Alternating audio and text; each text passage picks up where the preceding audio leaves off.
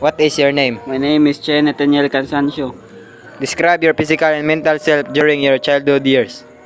In my childhood, I describe my physical self kay gamay pa ko sa una ug sa akong mental kay low pa.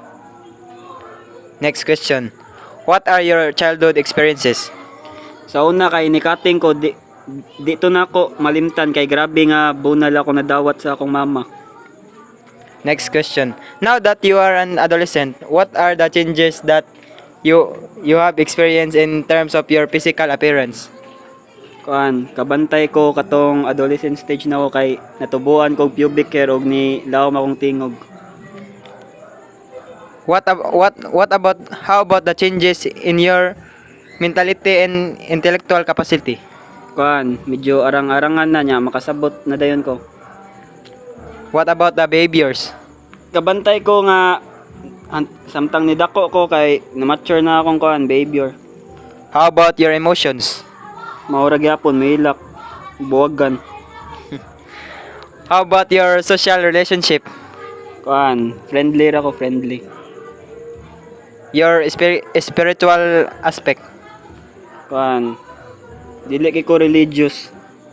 Pero di ko malimot nga moadto kog simbahan. Musimba sad ko. How about your financial status? Medyo wala la jud ko ana, wala pa ko ana. Next question.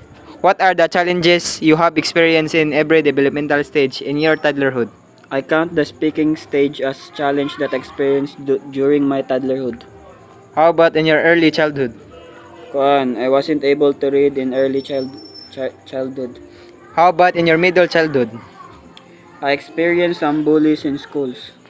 How about your late childhood? Kanang naproblema kung saan papagwapo. How about in your young adolescence? Nagka-pimples na akong naong. How about in your middle adolescence? Nagproblema ako sa mga akong schoolworks kay lisod. Next question. How do you cope up with every challenge that you have? Pray to God. What is your main coping mechanism? Elaborate. God, because God is my strength to face challenges.